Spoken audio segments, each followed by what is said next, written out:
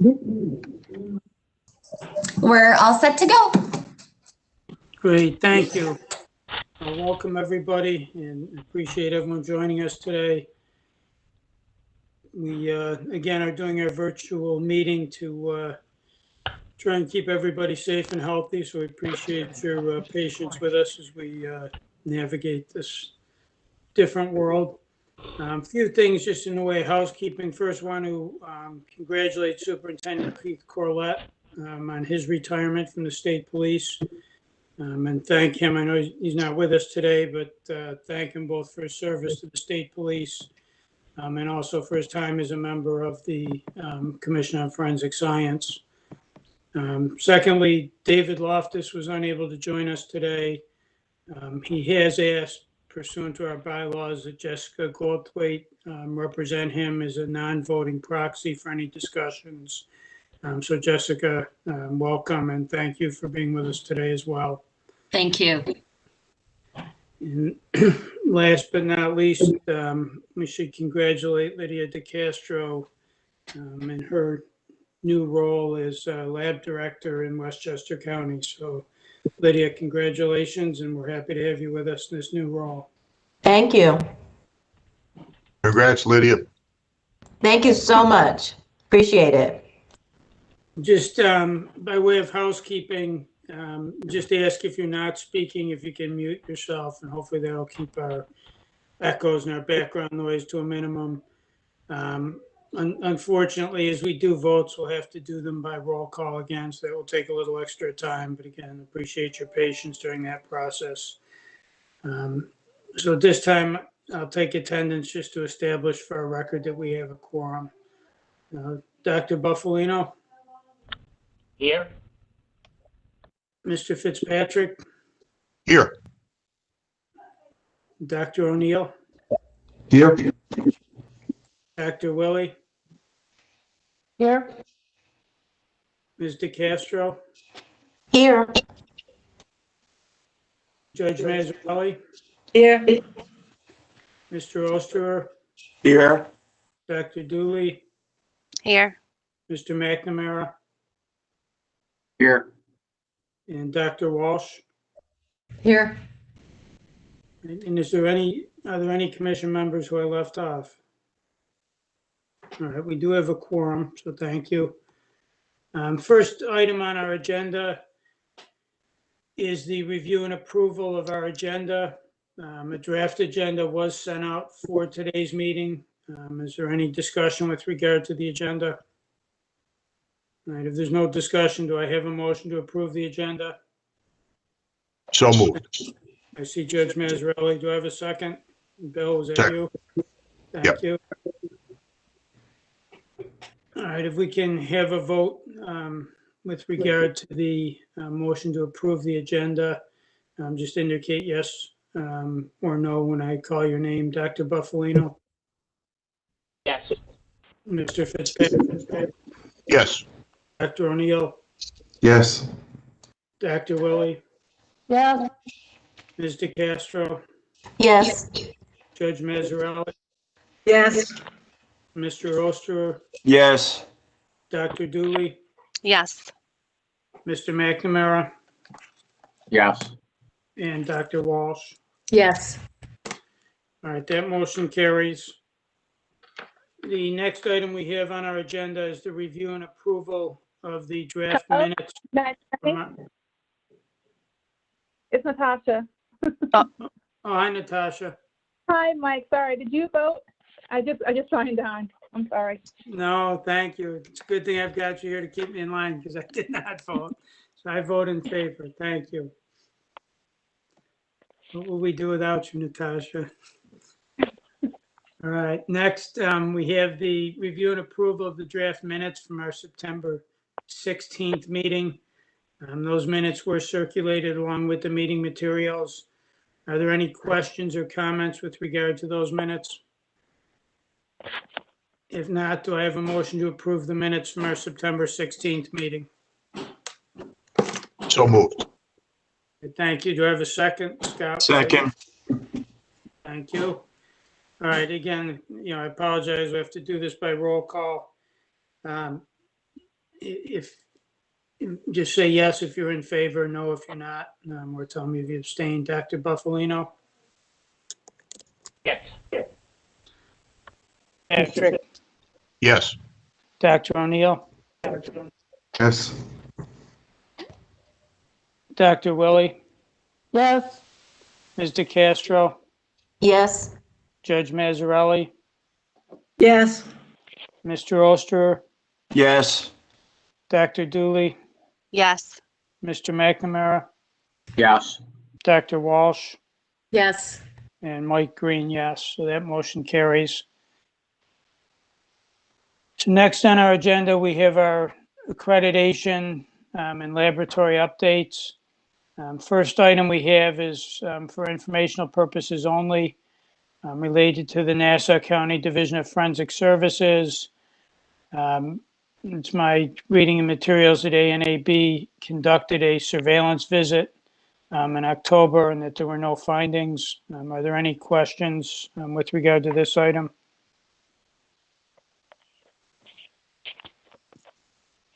All right. Next, we have the New York City Office of Chief Medical Examiner, Department of Forensic Biology. There's a letter of December 1st of this year in the materials with regard to continuation of accreditation as well as attached documentation. Again, this is for informational purposes. Office of Chief Medical Examiner, Department of Forensic Biology. Yep, I'm getting an echo here. Letter of December. All right, hopefully that takes care of it. This is for informational purposes only. There's no vote required.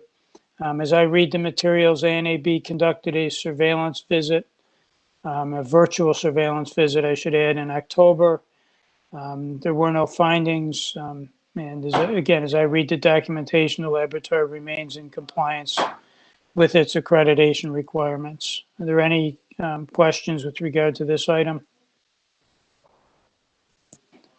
All right. Next, we have the New York City Police Department Laboratory.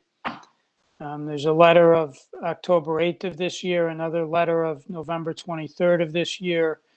The first letter dealt with a scope extension as well as attached documentation. As I read it, extending the scope to include forensic materials or trace testing. And then the second letter dealt with a change in management. Indicating that a Lieutenant Matthew Strong has replaced Lieutenant Melissa Kontig, if I'm pronouncing it correctly, as the commanding officer of the firearms section.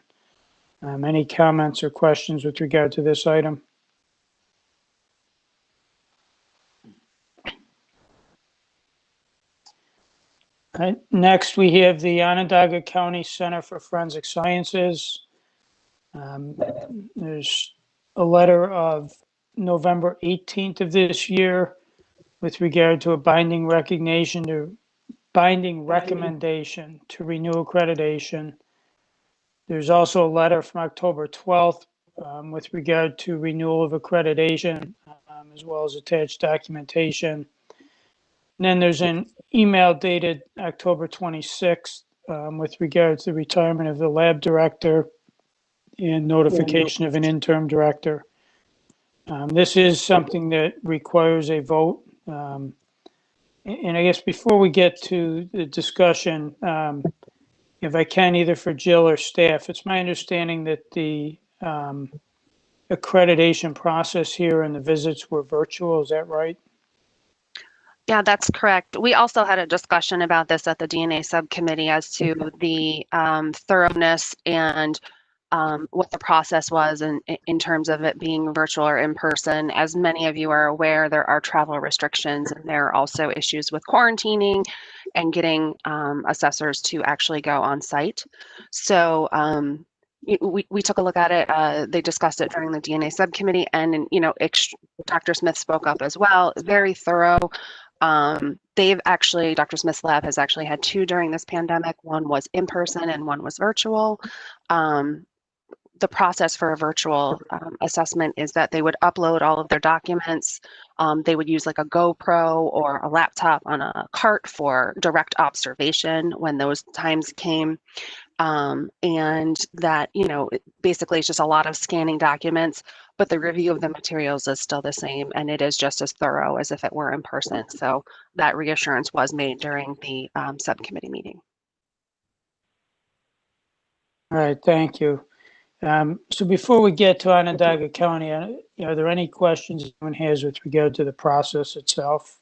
And if not, with regard to Onondaga County Center for Forensic Sciences, it's my reading of the material that as a result of this assessment, there were no findings. ANAB issued a renewal of accreditation, which expires January 31st of 2025.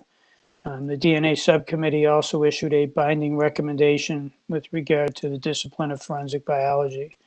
So are there any questions or discussion with regard to any of the issues related to the Onondaga County Laboratory? Mike, it's not really a discussion about the issues, but I just wanted to just very briefly to express my admiration for Kathy Corrado. She's retired, as you mentioned a few moments ago. She's going to be teaching at SU at the forensics program up there, which is, I think, one of the few in the state, if not the country. And every DA in the state should be as lucky as I am to have her as your lab director. She's brilliant, ethical, and just been a delight to deal with. And as a former member of this commission, she's been very, very helpful, I think, to all of us. So I just wanted to say that before we vote. Thank you. You beat me to the punch because I was going to acknowledge her as well. I share all of your sentiments with regard to her abilities and talent as a lab director, and also as a member of this commission. She was very helpful to the commission as a whole, and certainly very helpful to me when I was new here and trying to understand the workings of the commission. She was always someone who provided very sound advice and feedback. So I share everything you say, and just congratulate her on her retirement and thank her for all she's contributed to the discipline and to the field across the state. Will do. Yes, Ann. Affirming all that about Kathleen and all of her contributions. I do have a question about the credentials and qualifications of the named temporary director and the status of the appointment of a permanent director. Is this new arrangement, whatever it might be, going to be an equivalent qualified individual? And do we have any concerns? Maybe Bill knows what's going on. Yeah, I do know. Actually, to clarify one thing, although there is a named acting director, Kathy is still on premises and is still serving in an advisory capacity. And my understanding, we'll do that until a permanent director is named. The county has gone through the process of publicizing the availability of the position and are currently taking applications. And I assure you, Ann, that the person probably will not be Kathy Corrado's ability, but nobody is. But it'll be a top flight individual. I know the county executive will insist on that. Okay. I mean, it does bring us back to an issue we've discussed before in a more generic way. We don't have minimum standards for forensics lab directors under the DCJS accreditation system, unlike the DOH system.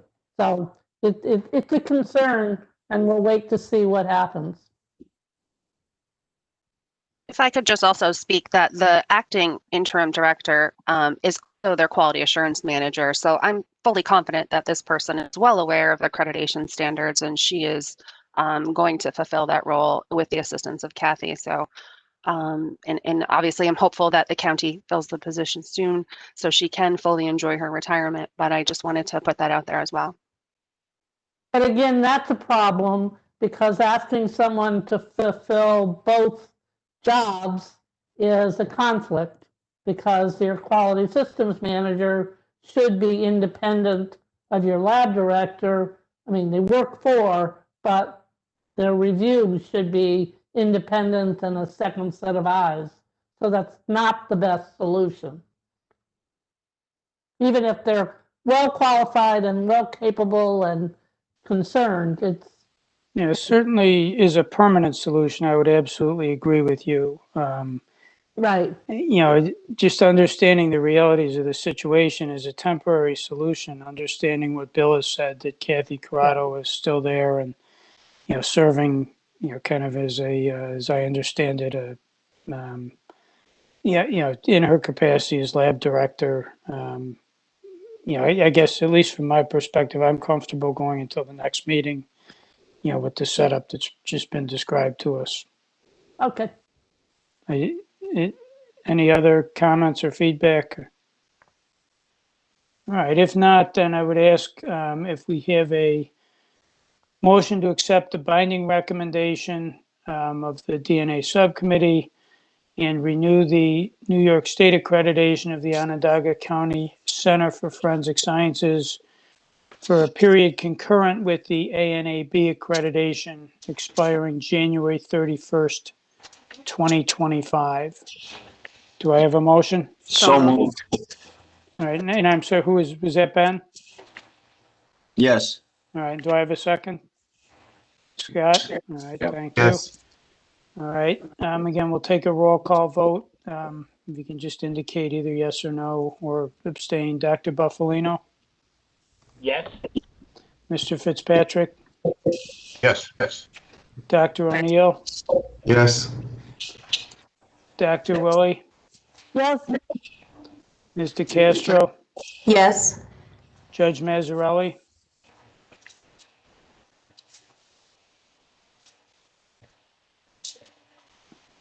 Yes. thank you. Mr. Osterer, Yes. Dr. Dooley, Yes. Mr. McNamara, Yes. Dr. Walsh, Yes. and I vote yes as well, so that carries unanimously.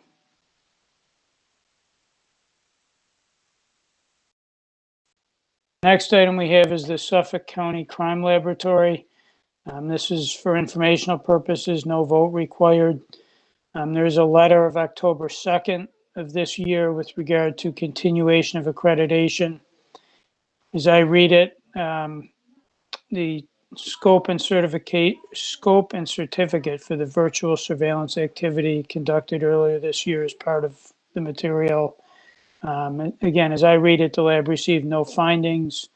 I do believe we reviewed the assessment report for this virtual inspection at our September meeting.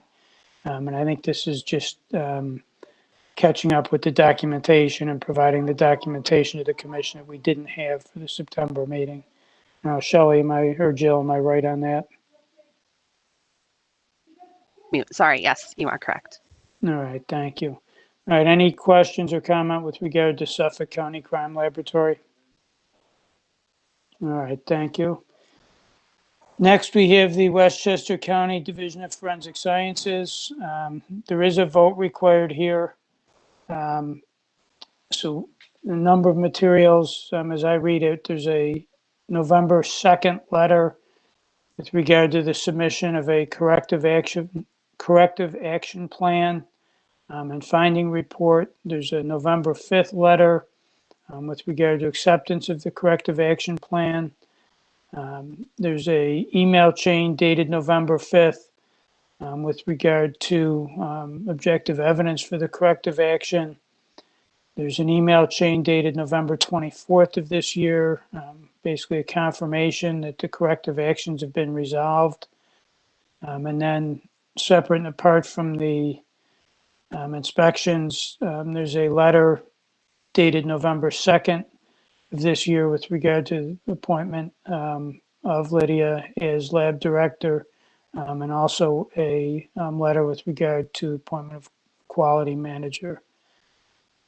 Any questions or discussion with regard to the Westchester County Division of Forensic Sciences? And this is up for a vote on accreditation.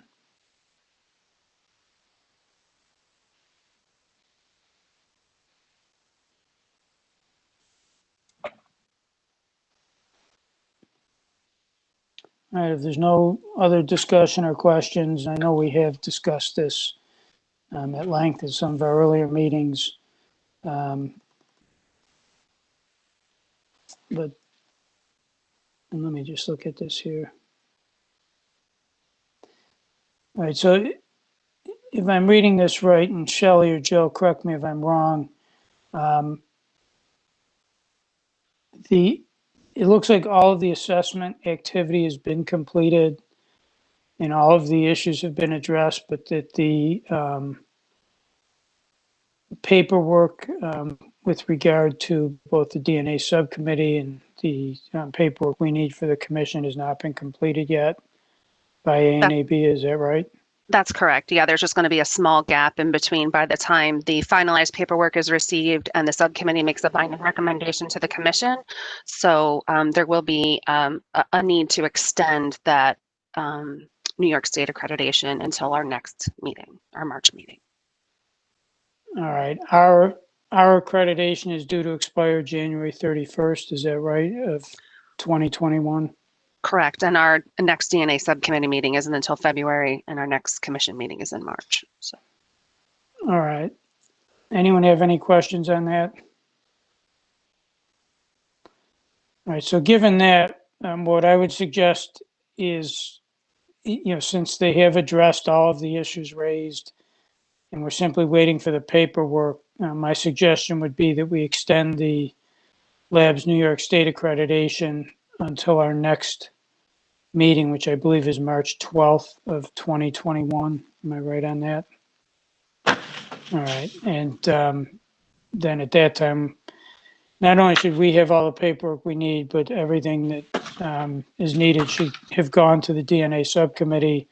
They will have met prior to that time and taken action one way or the other. And we should have everything we need at that meeting. So do I have a motion to extend the New York State accreditation to March 12th, 2021? This is Scott. Okay, thank you, Scott. Do I have a second?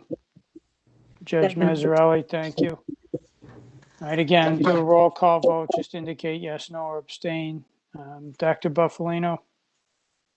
Yes. Mr. Fitzpatrick? Yes. Dr. O'Neill? Yes. Dr. Willie? Yes, Mr. Castro? Abstain? Judge Mazzarelli? Yes. Mr. Osterer? Yes. Dr. Dooley? Yes. Mr. McNamara? Yes. Dr. Walsh? Yes. And Mike Green, yes.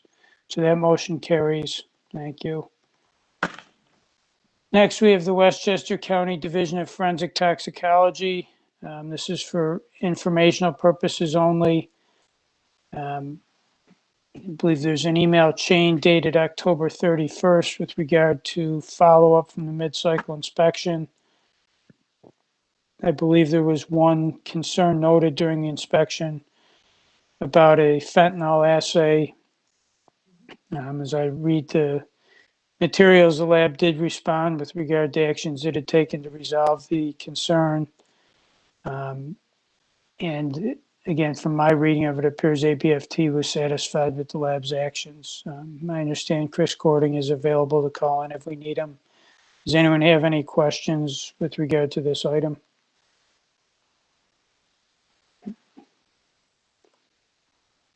Next. Oh, go ahead. I'm sorry. I'm bubbling around with the, I have a question for Chris if he's around. So Chris, if you could just press *3 for whatever calling user you are, that will identify who you are, and Jackie can unmute you. And then once you're done speaking, you can press *3 again to unraise your hand, and we will know which one you are. Thank you.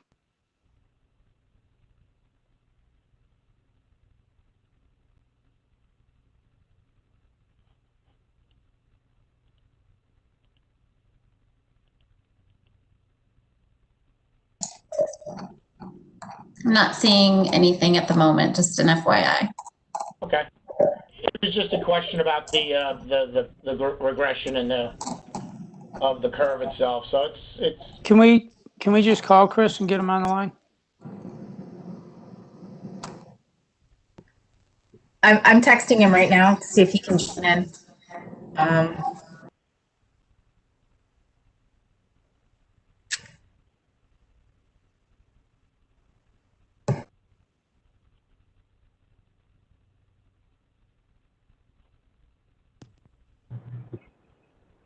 texting him right now to see if he can join in.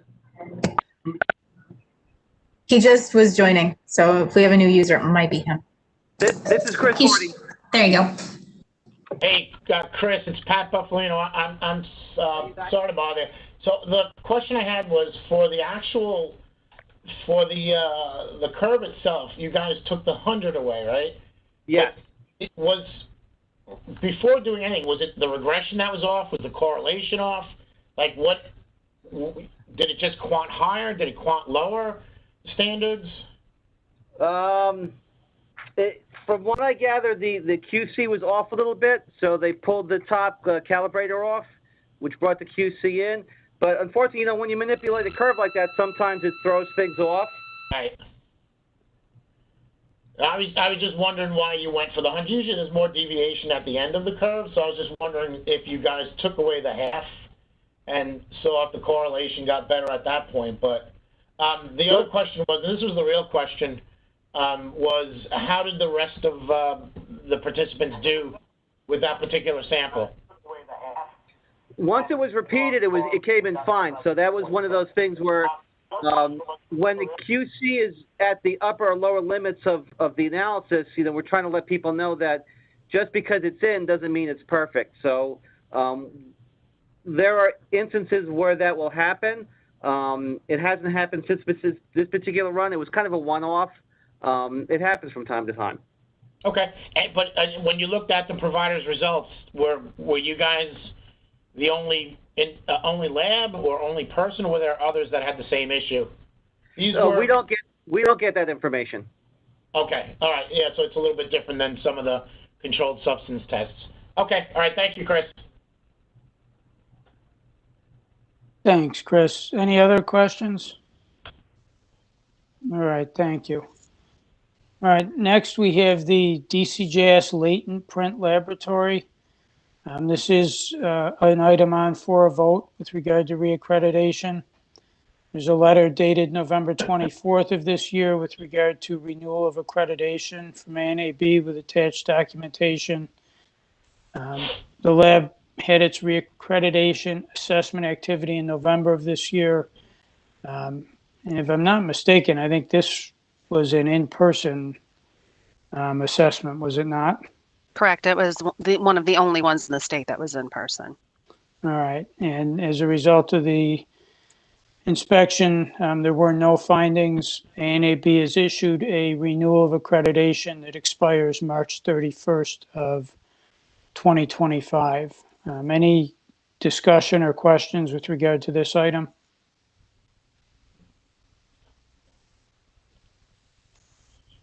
All right, if not, do I have a motion to extend, or I'm sorry, to renew the New York State accreditation of the New York State Division of Criminal Justice Services Latent Print Laboratory for the period concurrent with the ANAB accreditation expiring March 31st, 2025? So move. All right, thanks, Scott. Do I have a second? Second. Thank you, Pat. This is Again, Scott. oh, Scott I'm said- sorry. Thank you, Scott. You beat me to the punch, Scott. I saw Pat move. I wasn't looking at the skinny guy up in the corner. All right, we'll do a roll call vote again. Dr. Buffalino, Yes. Mr. Fitzpatrick, Yes. Dr. O'Neill, Yes. Dr. Willie, Yes. Ms. DeCastro, Yes.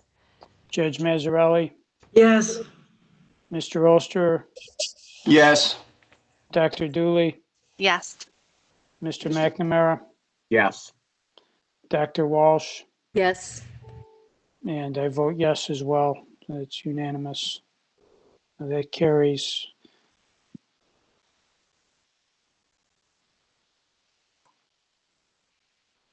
All right, I believe that's everything we have on the agenda for laboratory updates and accreditation. Our next item is old business. The first item on the agenda under old business is a familial search update. Jill, can you give us an update, please? Absolutely. So for familial search applications, we have had a total of 39, 6 of those resubmissions, 1 renewal, which makes for 32 unique applications. 23 of those were approved and 12 were rejected, 2 withdrawn, and 2 are pending approval. They're new applications. Of the 23 that have been approved, there are still 8 that are in process and 15 of which have been completed. Do we have any information about outcomes? I mean, has it proven valuable? Are there any leads? Have good things happened? So there was, Yep, go ahead. there was one case out of Rochester where a sample was submitted, the comparison was done, results were released.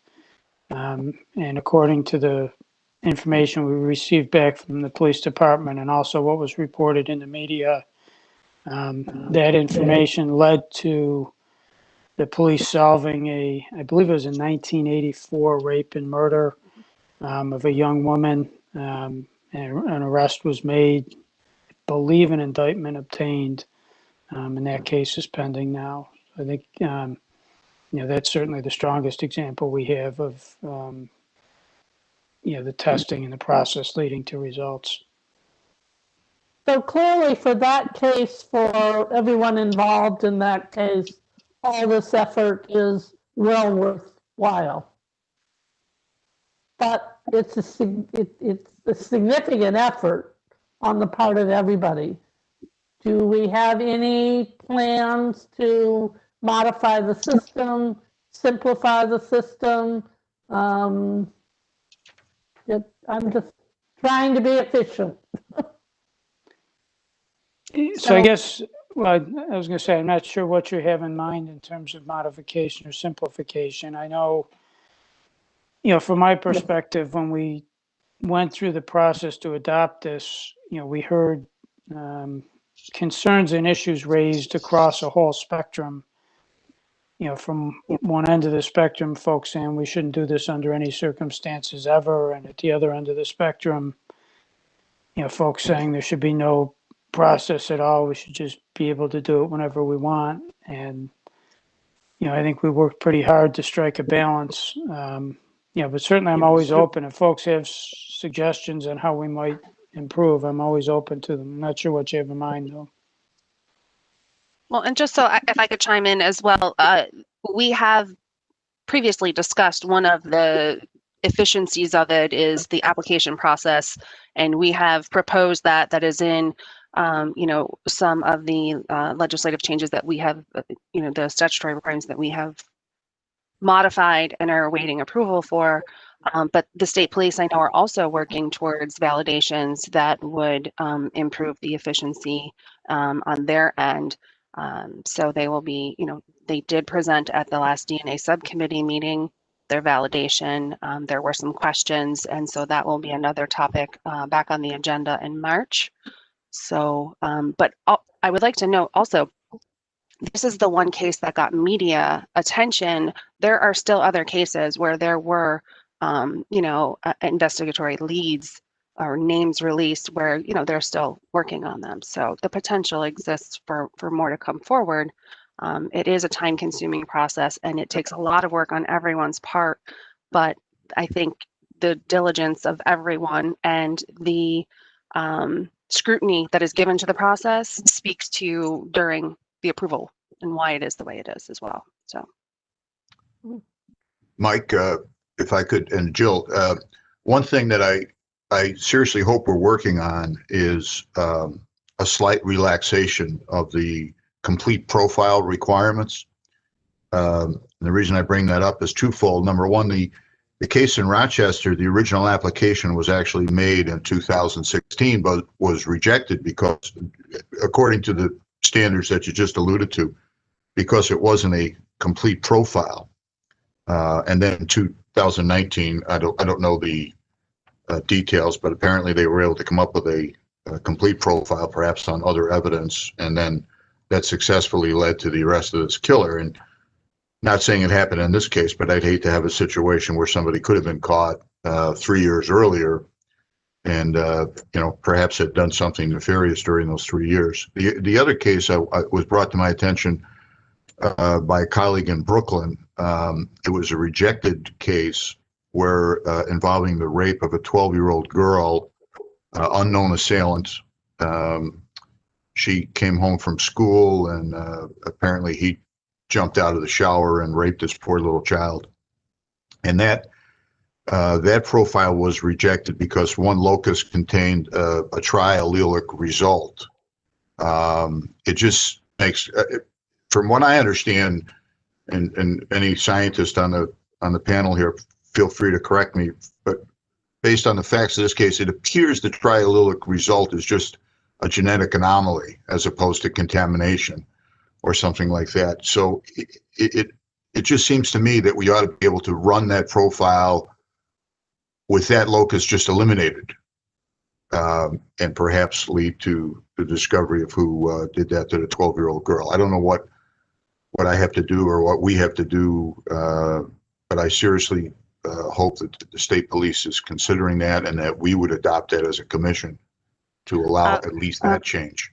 Commissioner, so we do have a participant or an attendee, I'm sorry, that is from the state police that would like to speak on this. I believe it's Julie Pizzetti. So if you would like to recognize her, she can speak to it. Yeah, no, that would be great. Can you hear me? Yes, Yes. we can. I just wanted to give a little background information. I mean, we have two phases of improvement that one is in progress, as Jill alluded to, that we presented information on expansion validation of the subcommittee, and we're going to be following up with additional information at the next subcommittee meeting in February. But just as some background, approximately 15% of the 700,000 New York State convicted offenders have DNA profiles developed using the newer expanded DNA kits that look at 20 CODIS core loci. The current familial search process with the software we acquired in 2017 doesn't evaluate these additional 6 to 8 loci, representing an underutilization of available genetic information.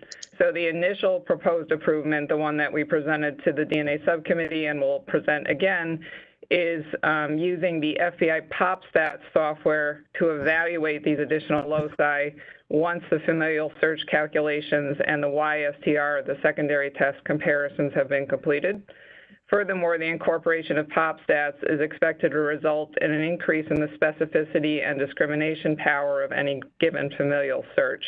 So results, if we're approved for this expansion validation, we expect a reduced investigative work for the agencies by decreasing the results of offender information where the offender may be unrelated to the unknown perpetrator, reinforcement of true associations through evaluation of these additional expanded core loci prior to any release of offender information, and the potential to identify familial associations if no YSTR information is available from the offender. For example, if the offender is a female. We can't currently evaluate any offenders who are female, and with this proposed expansion using PopStats, we will be able to evaluate female offenders. The more long-term improvement is that's something we actually have in place. We're acquiring and plan to validate the upgraded United Data Connect familial search software. This is the upgraded version of the software we currently have. We just use grant fundings and we're in the process of purchasing it. This software is designed to utilize the expanded CODIS core loci. So evaluating the full range of available genetic information may increase the specificity and reduce the number of initial returns, so that will increase the efficiency of the process. So true relatives are expected to move up in the ranked list of returns that we get after conducting a familial search, while unrelated individuals are expected to move down, resulting in potentially shorter lists and an increased likelihood of detecting true relatives if they are present in the database. So this software will need to be validated by our lab, and then we'll need to present the validation to the DNA subcommittee and the commission. Once validated and approved, this upgraded familial search software should reduce the amount of downstream work for DNA databank staff as the number of offender samples with the expanded core loci continues to increase. We're using the new kit to analyze any new offender sample that we have come in.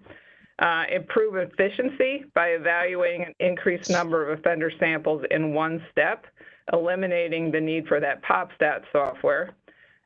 Refining the familial search process by increasing the discrimination power prior to release of any offender barcodes. Offer the potential to evaluate female target evidence profiles. Right now, if there's an unknown Jane Doe that's believed to be a perpetrator in a case, we can't consider that as part of our current process. But with this new software, we do have the potential to evaluate these Jane Doe target evidence profiles and also evidence profiles with no associated YSTR information. And as part of our validation, we're going to be looking at evaluating how the varying number of loci, the genetic information that we have in an evidence profile, would affect the results of the familial search. And this does have the potential that partial STR and or partial YSTR evidence profiles could be considered for approval during a familial search application. Does anybody have any questions on any of that? Yeah. Yes. So the example I gave Julie out of Brooklyn, if they made reapplication then and eliminated that genetic defective loci, they could possibly be approved? Well, it would be, essentially, we would eliminate that locus in the search, so it would be essentially falling in the category of a partial profile. So with that second phase of the improvement, yes, with the new software, that could be considered for approval, yes. Okay. Can you give me a time frame as to when I could advise my colleague to make the reapplication? We don't have the software in-house yet. We're in the final stages of getting that software in-house, and I expect the validation would take several months at least. We can certainly give an update on the progress of our validation of the new software at the next DNA subcommittee meeting. I don't know. It seems to me we ought to be able to do that now. I mean, it's just not currently allowed by the validation parameters that were approved by the DNA subcommittee and the commission. That was one of the limitations we outlined in that initial presentation when our familial search software was approved. We certainly recognize that we want to be able to expand the range of evidence profiles that are accepted, but we did want to start out conservative with the highest quality profiles because we were, had the responsibility of doing this for all of New York State and wanted to ensure that the process was working with the best quality profiles.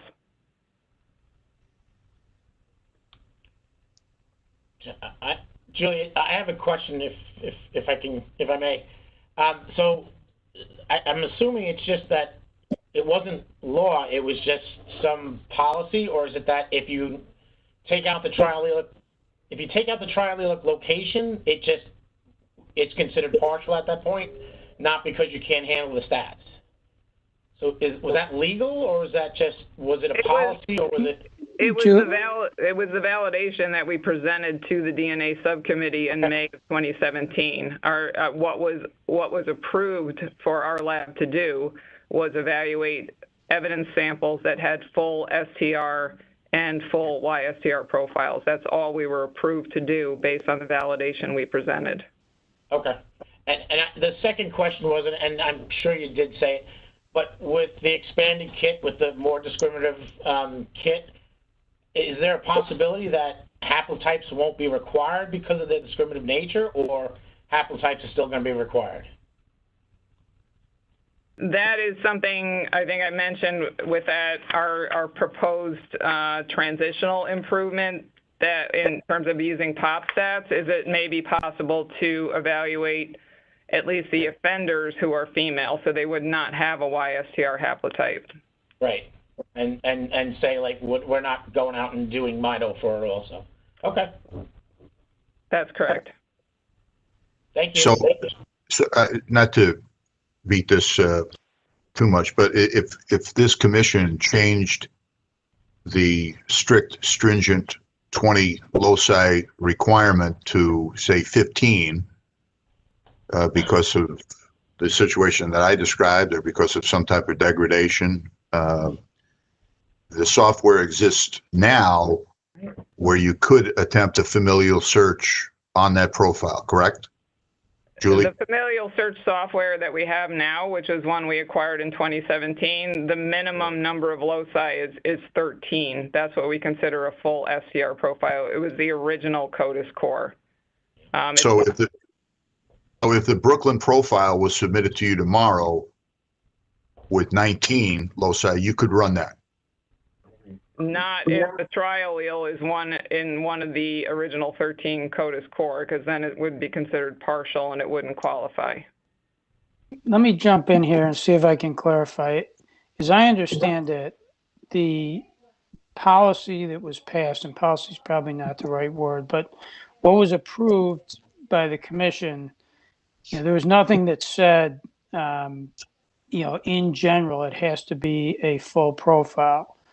But when the state police went and did their validation work and presented their validation to the DNA subcommittee, at the time they did that, the only thing they were able to present and validate for the subcommittee was work on a full profile. They weren't in a position, whether it was limitation on, or whether it was other limitation, whatever it was, the state police were not in a position to present to the DNA subcommittee, a methodology, a process, or whatever you want to say of doing this on partial profiles. So that using this on partial profiles was not approved by the DNA subcommittee, not because the commission had some rule against it.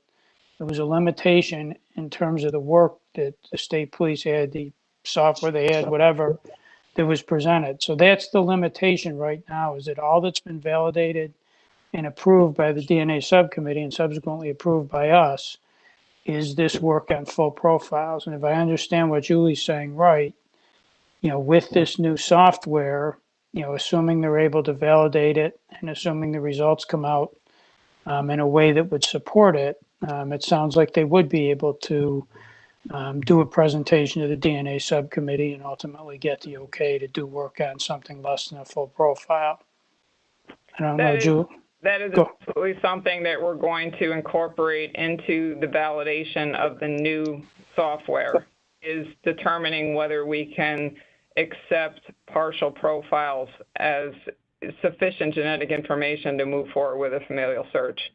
So yes, I mean, we definitely understand that the current process is limited to essentially an elite class of profile, a full STR and a full YSTR profile. So that is something we're going to incorporate in the validation of the software that can handle the expanded 20 core loci, because you have more information available and it may very well be possible that we can accept partial profiles, not, 5 locus profiles, but partial profiles that may be missing 1 or 2 loci, including that Brooklyn case where the trial allele would essentially be dropped out and it would be 19 core loci. That is absolutely something we're going to be looking at in validating the new software.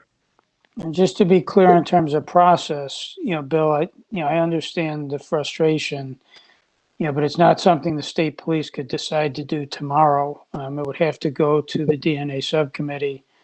If they're able to validate it and they feel comfortable that they can do it based on their validation work, that would then have to be presented to the DNA subcommittee.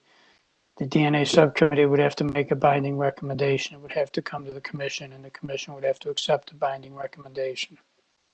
Yeah, and I certainly understand that, Mike, but I think we're losing sight of the fact that in the Brooklyn case, it actually was a complete full profile. It just so happens that the rapist has some type of bizarre genetic defect. I don't know if the triallelic result was at one of the original core 13. Julie seemed to indicate that might make a difference, so I'll certainly find that out. But it just seems like a catch-22. That I think the only problem is we just didn't anticipate that a triallelic loci, and we're not talking about a shoplifting case or a turnstile jumper here. We're talking about a guy that raped a 12-year-old girl, and I'd like to move as expeditiously as possible because a guy like that is not going to stop.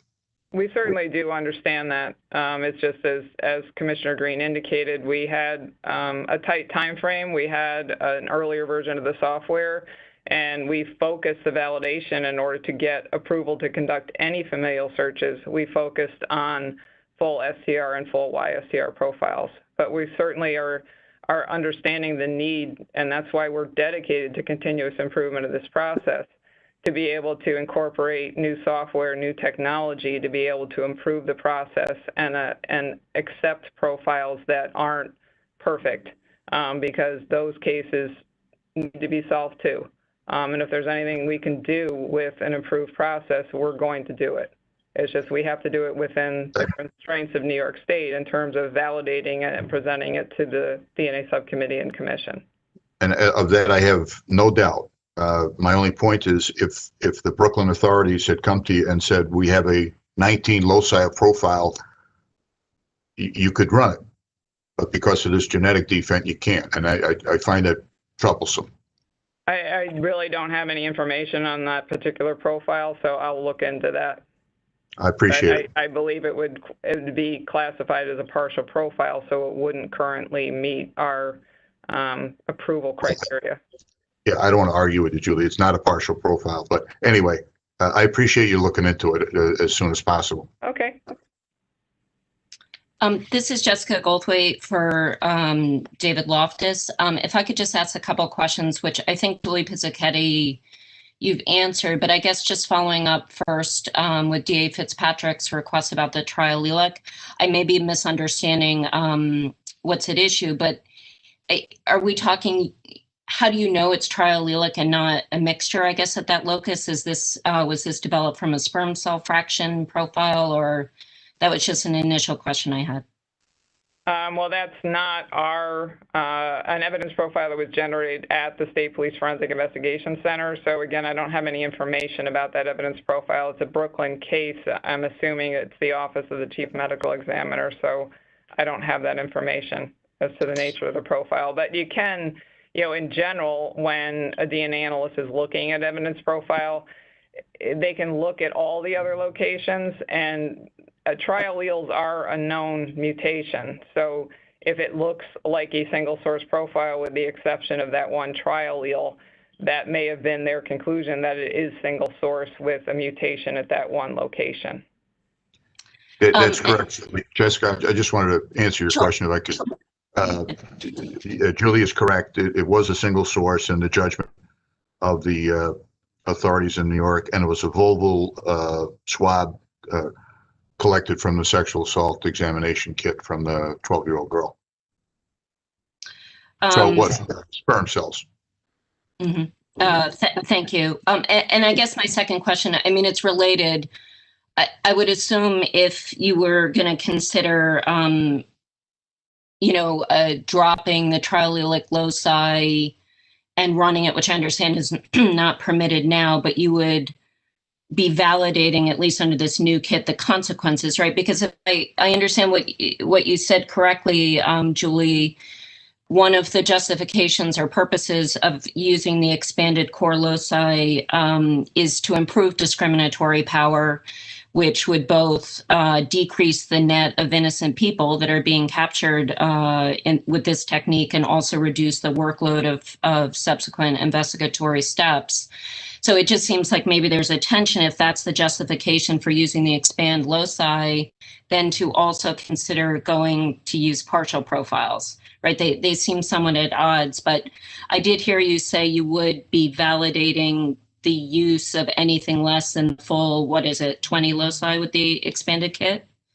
That's correct. And just to clarify, if the offender barcode is released to DCJS, there's already an understanding that that individual is not the perpetrator of the crime, because it's not an exact match to the evidence profile. So we're releasing with this process the barcodes of offenders to DCJS, who then will choose whether or not to release the name. And the understanding, and that's why there's training provided to the law enforcement agency, is that this is not the perpetrator of the crime. It's a potential biological relative of the perpetrator.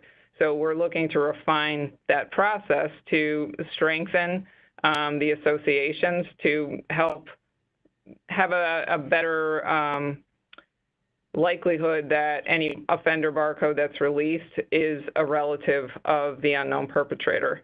And as part of the validation of the new software that we're purchasing, we're going to look at how varying the number of loci in an evidence profile does affect the results of the familial search. So we're essentially going to see how partial we can go and still have a valid familial search. And we do that by, as part of the validation process, we seed a database with known relatives and see whether the familial search software can actually detect individuals that we know are true relatives.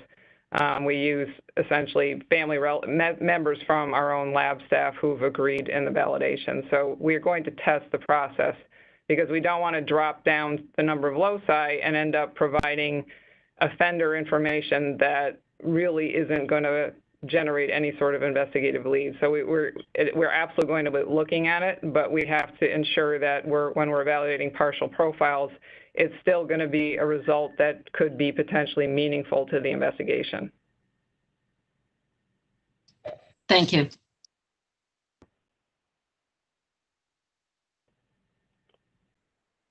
All right, anything further on this? All right, Julie, thank you. And I would ask if we could put this, obviously we have this on at every meeting is an update, but Julie, if you could update us at the March meeting in terms of the status of this work, that would be appreciated. Absolutely. Thank you. You're welcome. All right, next, under old business, we have an update on investigative genetic genealogy. And Dr. Walsh, I think from our correspondence we received from you, there is some activity. If you could give us an update on that, that'd be appreciated. Right. So the current status is that Parabon, who was approved in July for genetic genealogy and specific phenotype testing, now has approval of its partner lab, which is Accreditation. So that's the lab that actually generates the DNA SNP database that Parabon then analyzes.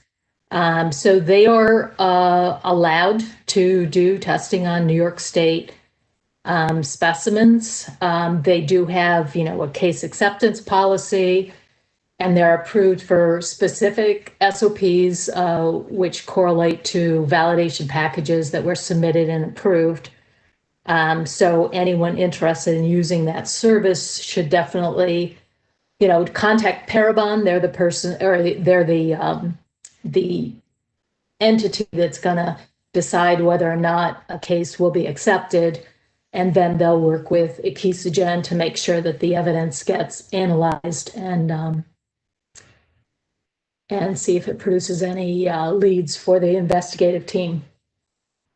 Bodie, another long-established forensics lab in terms of approval by New York State's Department of Health, is approved for forensic genetic genealogy, but they're awaiting approval of a partner wet lab. So that's the current status. And yes, what was the partner lab for Parabon? Accreditation. It's okay. Akesogen. And it's using a 850 SNP panel. Where are they? I'm just curious. I believe in Georgia, but I'm not positive. Okay. They actually have their approval under their molecular genetics permit. Okay. So they're doing these SNP profiles for other purposes as well? They are a cancer genetics lab Okay, overall. Yeah.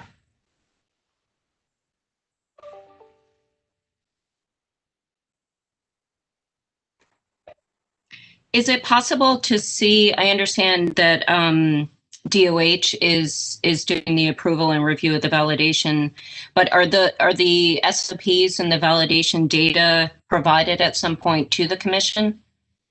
No, those are not made public. They're you could go to Parabon if you want specific information about their SOPs and validation.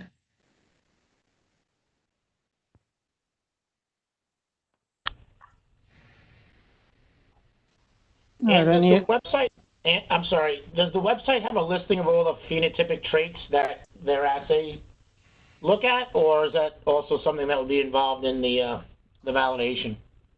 Yeah, it's tied to the validation that was submitted. So there are a few things that are on their website that we did not see validation for. For example, red hair, freckles.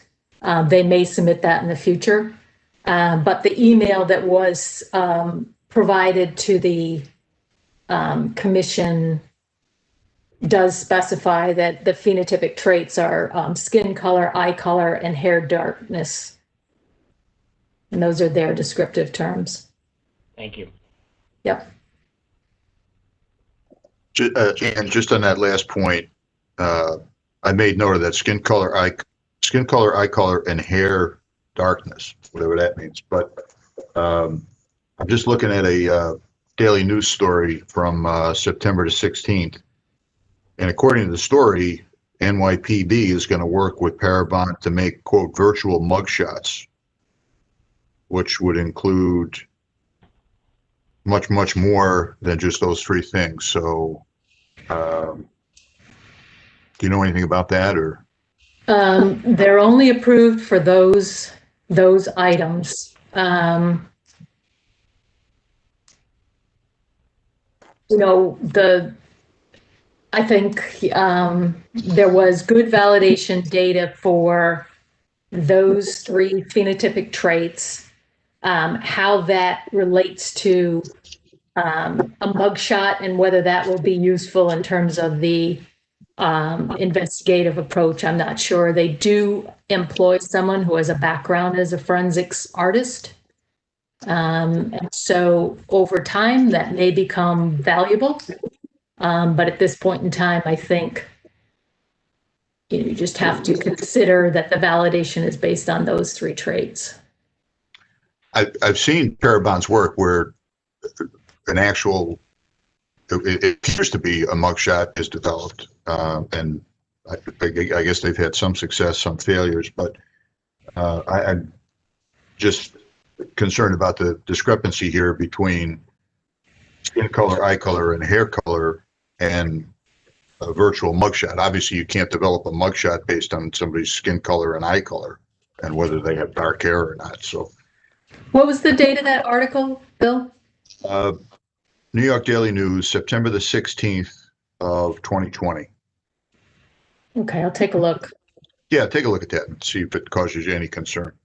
Thank you. Thank you. Thanks. And if you know, was the approval that the Department of Health issued, did it specify the uses? You know, I think, at least for me personally, when I hear genetic genealogy, I'm assuming that they're going to run a SNP result against some database and, you know, look for, you know, is there an association that might be close enough?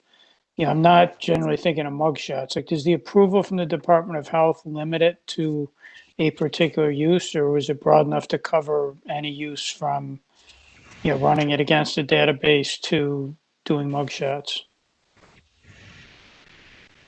It is specific to the SOPs that were provided. So the genetic genealogy part speaks to the use of public databases to look for information that would help them build a possible family tree.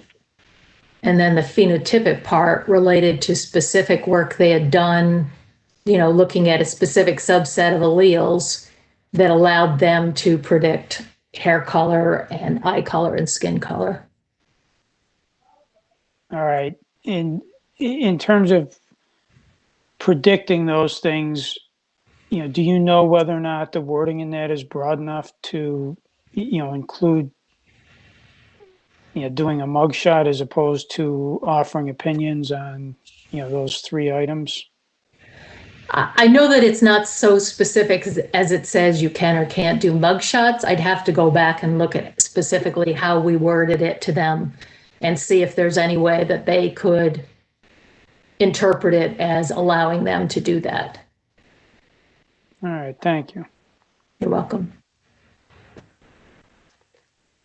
Hey, Mike, could I just interrupt for 1 second? I've never been able to stop you before. 15 years.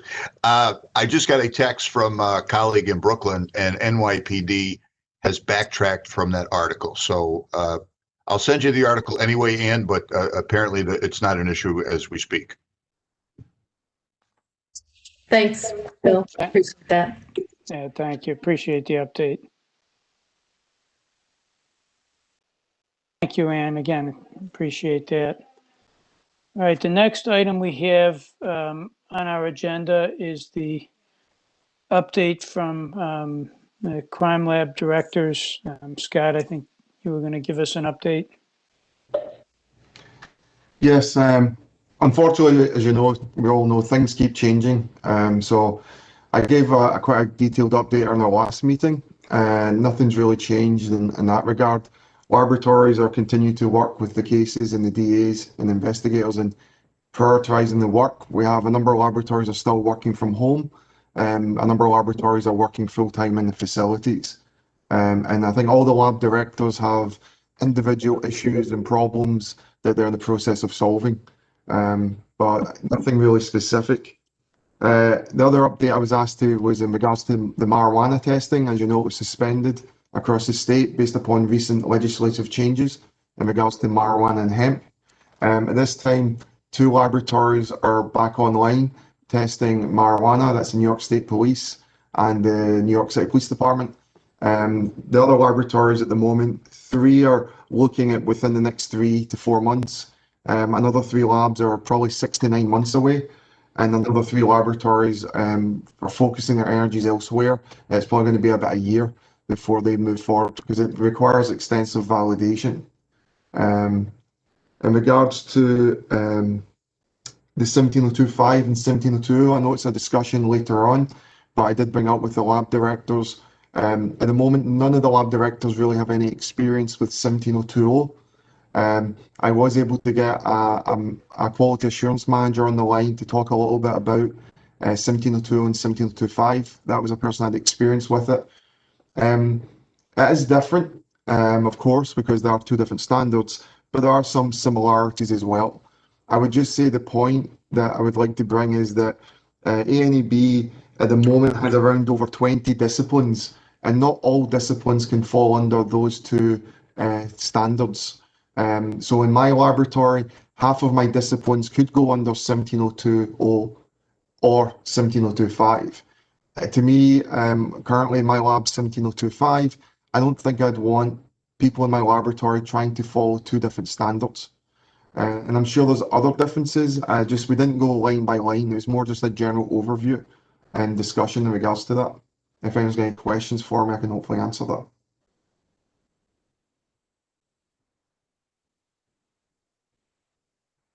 Anyone have any questions for Scott?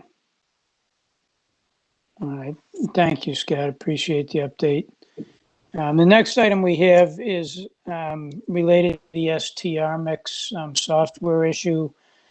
And as I understand it, the DNA subcommittee did begin to look at this, but had more questions. I think they're going to continue their discussion of this at their February meeting. I don't know if Shelley, you want to give us an update on that? Yeah, correct. So let me just unmute it. Okay. So between our last meeting and the DNA subcommittee meeting, Mr. Loftus submitted a letter with several questions regarding the issue with the STR mix software. The DNA subcommittee discussed this during their November meeting and has requested that the manufacturer of the software line by line answer the questions that Mr. Loftus had asked and provide a written response so that they can evaluate that at the February meeting. They also provided a paper that they had written, and the subcommittee members will review that also. So it's my anticipation that this will be discussed in the February meeting, and then they will be able to have a full report back to the commission for the March meeting. Thank you. Any questions or comments with regard to that item? Just a quick comment. I don't have any problem with David's letter. I just never got it. I'm sure it was inadvertent. I don't know if anybody else suffered that as well. But if Jessica, if you could just make sure David checks, I'm sure he doesn't personally send these things out. But again, if that didn't go out to commission members, I would say that's more on us than on David. So did we send that to the commission, Joe? It's in the materials. It's in the binder, starting on page 59. No. I mean, I have it in front of me now, but I got it like a couple of days ago. I wish I could have gotten it back when he wrote the letter. It was addressed to the subcommittee.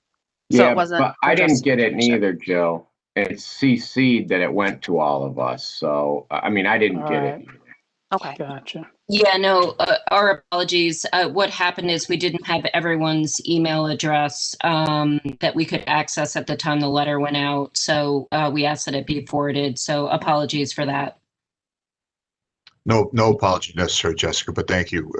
As I say, I have no problem with the letter. The questions are reasonable, but just we'll look for that in the future. All right, so this, we'll put this on our March agenda, and hopefully by then we'll have the responses from StarMix, and we'll have feedback or recommendation from the DNA subcommittee as well by then. Next item we have relates to a forensic lab accreditation process. Jill, do you want to give us an update? So this is just to piggyback on what Scott was just speaking about regarding the discussion of the 17020 standard being included. And what I wanted to say to the group is that basically we're just going to table it at this point. There is a lot more discussion and depth to go into in terms of what disciplines would qualify and what wouldn't. Also, the resources that would be required in order to bring something like this on board, not only on the laboratory level, but also from a staffing perspective on my staff's part, in that if it were to increase the numbers of folks that were submitting documents, we would need to review those, and that obviously would create a need for additional workforce. Given the times that we currently have, the fact that most counties are position where they are desperately seeking funding, I just think that we can take the time and look into the issue a little bit more in depth and perhaps reintroduce it later on. All right, thank you. Any questions? All right, next item is with regard to the ABFT assessment, and if my memory is correct, I think we had raised a concern at the last meeting that ANAB, seems to be moving ahead in a pretty thoughtful manner in terms of virtual assessments and, operating in a way that, is continuing to monitor the laboratories in a way that gives us, the level of comfort we need that things are being done the way they should be being done. And I think we were concerned that ABFT seemed to be asking to put things off, and I wasn't, I personally at least didn't have any sense that they had that same type of process in place. So again, if I remember right, I think we put it over to hear from ABFT with regard to what they're currently doing and what they plan to do, in terms of assessments. Are they going back to doing in-person assessments? Have they developed a system to do virtual assessments? Because personally, I'm not comfortable just adjourning things, without date until we get past the COVID situation. I'd like to know that there's some process in place to continue to monitor the laboratories. So do we have Dr. Jones with us, Jill, or can we get him? I just texted him to ask him to join. Couldn't be here all morning, but he'll join in 1 second. Thank you.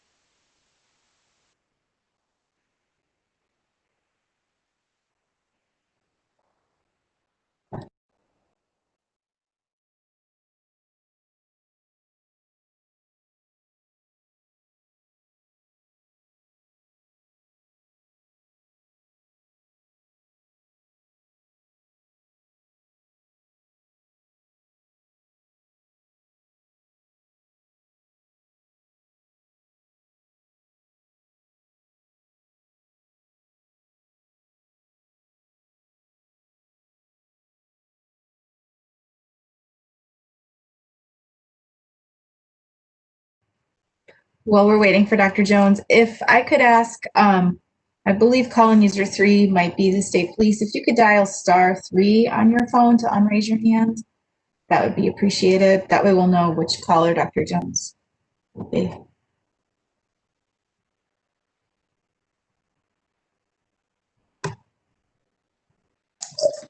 I just unmuted caller user 8. I'm not sure if that's Dr. Jones or not. Nope. Okay, I will mute them again.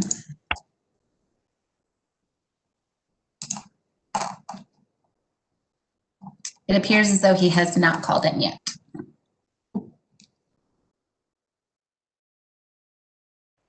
He did confirm that he's joining, so All right, thank you.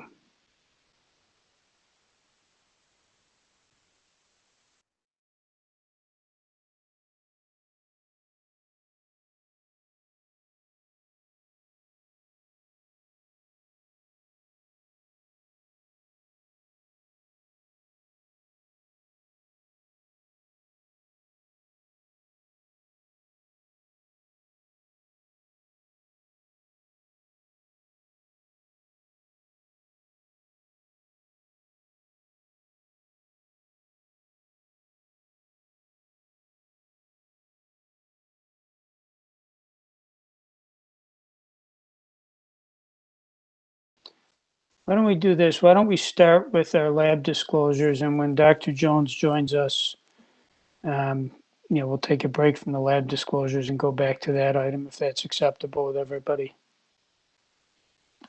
All right. I don't see anyone objecting, so we'll move on to number 6 on the agenda, lab disclosures. The first item we have is the Nassau County Division of Forensic Services. As I understand it from the materials, there are 2 issues here. There was a random sampling issue. There's an email dated September 17th. And again, as I read it, this is a closure of a nonconformance with attached documentation. I believe this is something that was on our agenda before, but the corrective actions included cases being reevaluated as needed, discussion with analysts and updates to manuals and training program. The second issue, there's an email from November 4th, again, a closure of another nonconformance, this one related, as I read it, to injection time error. And again, there's a memo with regard to the actions taken there. So any questions with regard to either of these disclosures? Well, they describe the miscalibration as an inadvertent event, that somebody had inadvertently changed it from either 9 to 15 or 12 to 15. I don't know how that could be an inadvertent occurrence. I mean, it seems that somebody would have had to made some adjustment to the equipment.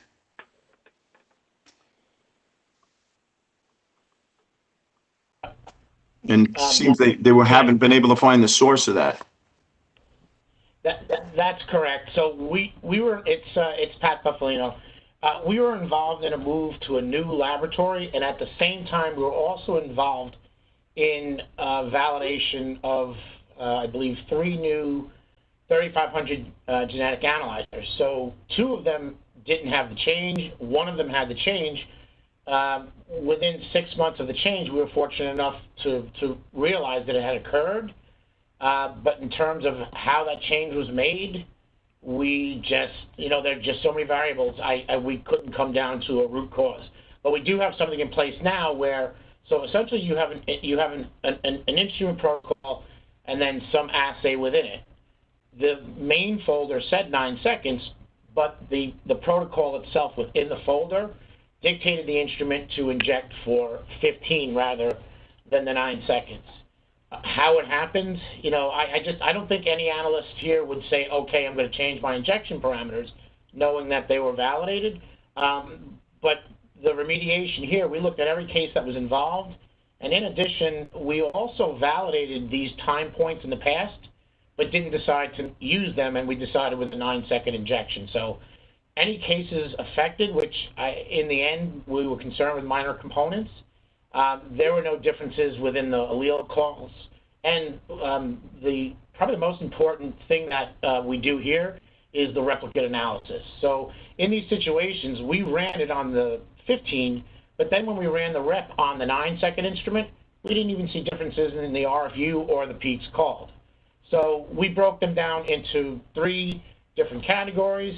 We were transparent. Every case that had the particular issue got a memo within it so that the discovery packet has the issue outlined clear. Thank you. Could you explain what the effect is of the increased injection time on a profile? It would increase the RFU, so potentially you can see more peaks, but more so what you can also see is peaks that are just way too high. So it became apparent at one point after we noticed that the injections were a little bit higher than they're supposed to be. They're around 2,000 to 2,500. So essentially what happened was while we were in the software parameters, we found out what the issue was. So fortunately we had plates left over. We re-injected the plates on other instruments that were set for 9 seconds. And for those cases that we did repetitive analysis, if we didn't see a discrepancy between the profiles and the overall RFU, because we did a lot of t-tests, we did a lot of statistical testings to see if there was a significant difference between the data, but sometimes we found more differences within the 15 seconds than between the 15-second injection.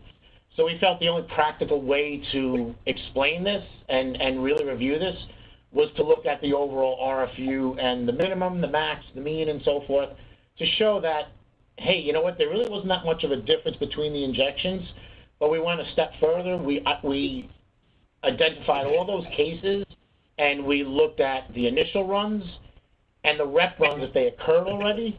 If the reps didn't match up to the initial run, then we were going to rerun the samples, but fortunately we did not have any situations where a case went out and there were differences within the RFUs. So we were able to determine that the difference in the 9 and 15 wasn't significant enough to affect the profile, and it was reviewed at our last inspection.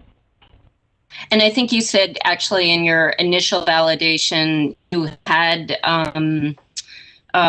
run data under 15 seconds as well as 9 and 12 in your original validation, but then decided to use the 9-second injection parameter? Correct. Only because we want to minimize the amount of artifact choosing the best RFU. You don't want to oversaturate the system because then you'll have stray fluorescence. So it deals with calibration. We were not outside of that parameter where we were seeing pull up and all the other artifacts, shoulders, all of the artifacts are associated with over amplified template. And you said I think in the materials it said 2 of the 100 or so cases that were affected involve deconvolutions of minor components. Could you just explain why, I guess, the concern is particularly with regard to deconvolution of minor components of a mixture? So you might have a minor component, and at this point I'll use the term partial profile.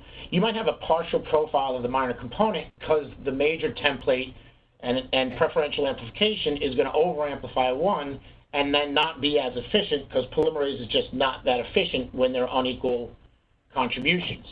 So in essence, a minor component injected higher could yield more alleles, which we wouldn't have seen in the lower injection.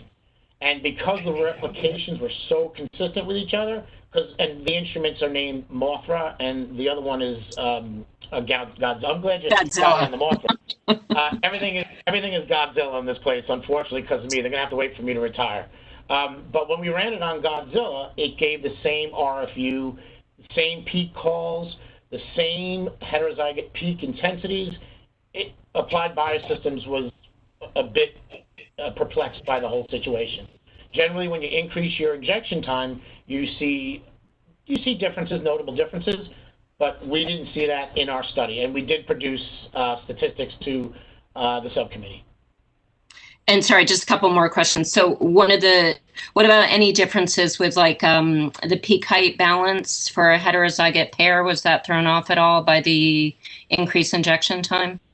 No, because if let's say you have a 60% peak heterozygosity, injecting higher is only going to increase both of the RFUs. It doesn't change the stat. And what we did was we actually used, I believe, star mix, something in star mix to prove that, to show that there weren't differences within the peak heterozygosity. So it should be consistent. My issue was it wouldn't be fair to inject at 15, get more alleles, and then be able to call a minor component, whereas if you didn't have that additional data, you wouldn't have called it. But we didn't have that situation, so we felt that we were being conservative and transparent with putting everything into each case. So we call it memo to the record. So the circumstance of that particular case is specific to the memo. And was there any increase in drop-in or sporadic contamination with the increased sensitivity of the 15 seconds? No, okay. And overall, we didn't see peaks coming up in our negatives. We didn't see artifactual peaks come above our level of detection. So again, we felt that by re-injecting those that hadn't gone through the process yet, we just said, okay, let's just not take a chance on those. Let's run them both on Godzilla. And the ones that had Mothra and Godzilla, we did that comparison. So I think we covered every scenario that was possible in terms of were there pull-ups, were there shoulders, were peaks not called and so forth, or were peaks called on the replicate run. And sorry, my last question, I think, is just to be crystal clear, and I think you covered this, but for the casework that affected, for instance, like the minor component deduction, you actually went back to the extract and re-amplified and then re-ran it through the 9-second parameter, or you took the amplified product and ran it through the 9-second parameter? Like you started from scratch and went through again, is that right? Or we took the amplification products and re-injected it on another instrument, and the data there was no significant differences in the data. In fact, the RFUs were very similar. The peak heterozygosity was the same. And fortunately, we didn't have more alleles called on the higher run. There are situations where we have peaks that get called on the lower injection, but they don't get called on the higher injection, which, again, at that stochastic level, things are going to pop in and out of the LOD. But in our case, we were so far above that stochastic level on these minors, we didn't see that issue. Thank you. You're welcome. Thank you. All right, appreciate the updates, Pat, thank you.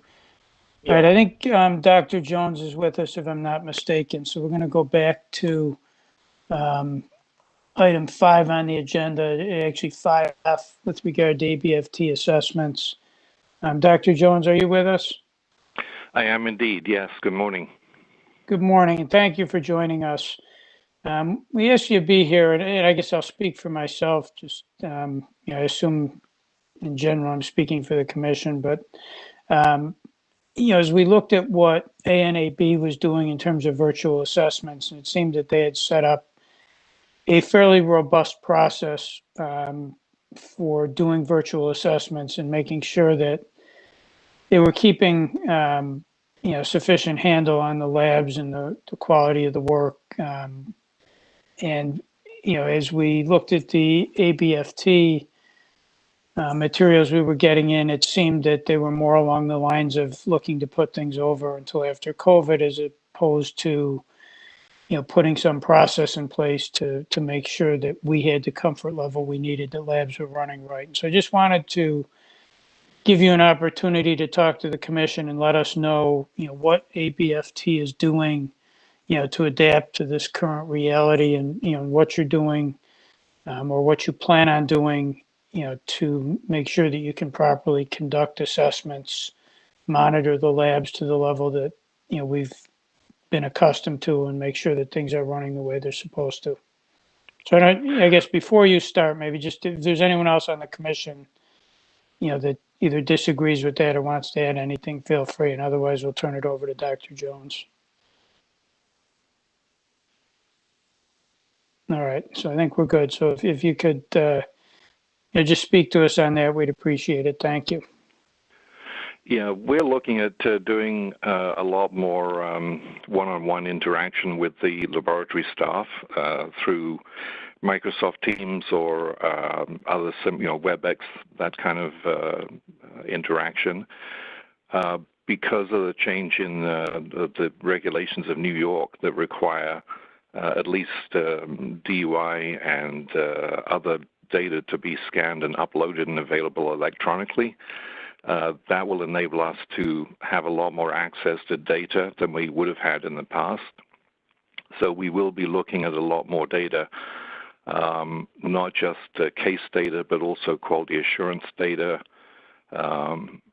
analytical method validation summaries, training summaries, QA data. We had not done that in the past because we were waiting to see if we were able to get on site. That still doesn't seem likely in the near future. So we're planning on doing a lot more directly with the laboratories through IT media. That's probably going to vary somewhat from lab to lab. I was able to spend some time with Dr. Cooper in the New York City lab, and they're set up such that the inspection team would basically be able to get into not share data, but so the New York lab would be able to share a screen so that the inspection team would be able to essentially look at whatever data they wanted moderated by the staff at the New York City lab. Now, some of the other laboratories have somewhat similar capabilities. It's not clear exactly what all of the labs have in terms of capability, but I think it's my understanding most of them would be able to share some data, if not directly by screen share because of their local IT capability, but by uploading to the share file site. And so certainly there would be a lot more data review of various kinds than there was in the past. That basically is a summary. If that works fairly well, we would be looking at not just extending the accreditation, but we would be looking at actually reaccrediting the lab for at least a period of 12 months, if not reaccrediting for 24 months.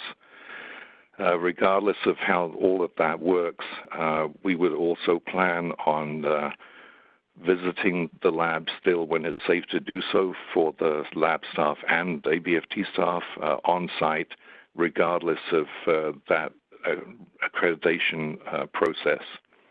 So in other words, we could go in and virtually inspect the lab, say, in April or May of next year, potentially reaccredit the lab, and if it's safe to do so, we could additionally, at no additional cost to the lab, go in and do an on-site visit, maybe in the fall of 21 or very early winter. That's basically a summary of what we're planning. Yeah, and certainly I'm not suggesting in effect would discourage, you doing anything that puts your staff or laboratory staff at issue given the current COVID situation. But that said, again, I've been fairly impressed with the, at least what I've seen of the system ANAB is set up. And, my expectation going forward would be that, we don't just get requests for extensions based on COVID, but that we get, some meaningful virtual review, and feedback like we're used to. So, let me open it up to the rest of the commission. Anyone have questions or comments?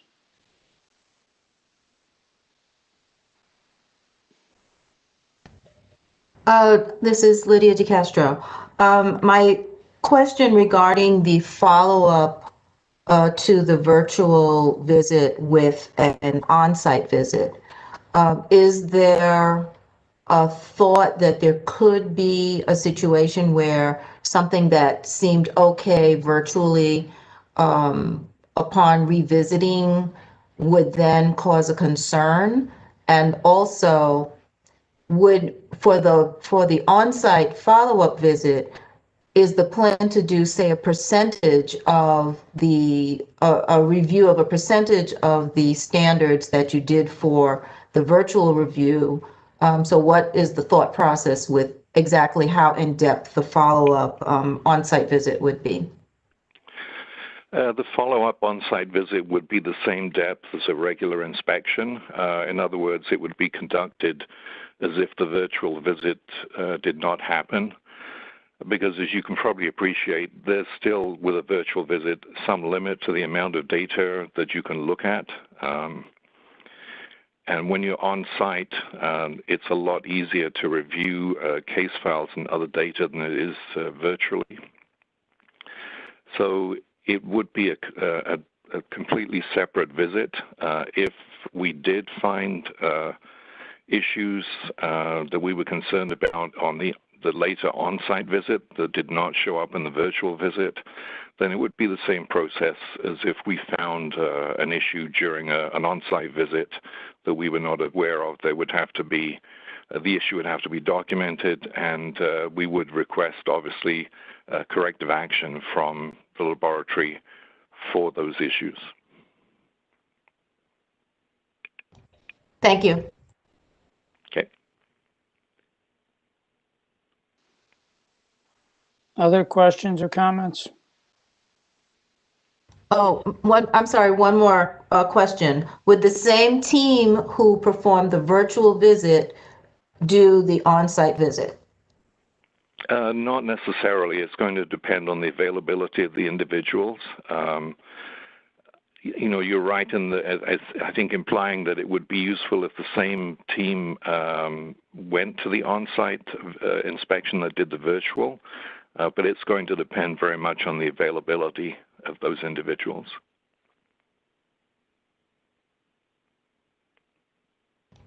I don't know how large your teams are, but if at least one person were available from the virtual team just to have some sort of continuity, I'm not saying it's, that it has to be, but I think it would be helpful if possible.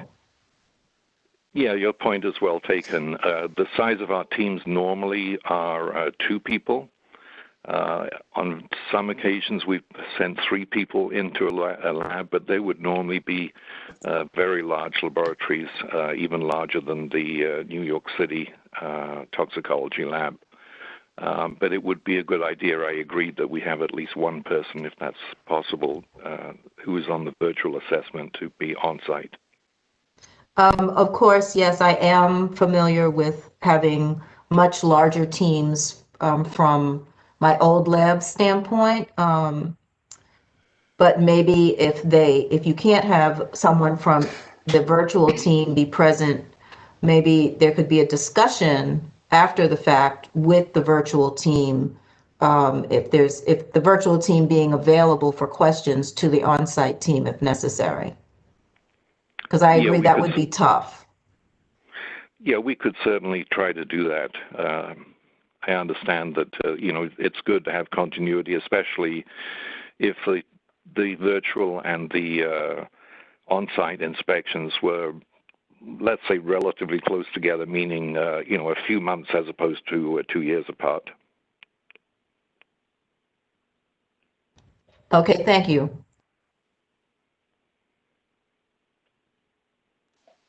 All right, anything else from the commission? Dr. Jones, thank you. We appreciate you joining us today. Okay, you're welcome. Thank you. All right, as far as our agenda, we'll go back to our lab disclosures under item number 6. We're now on 6B, the Nassau County Department of Forensic Toxicology. There's an email chain dated October 3rd.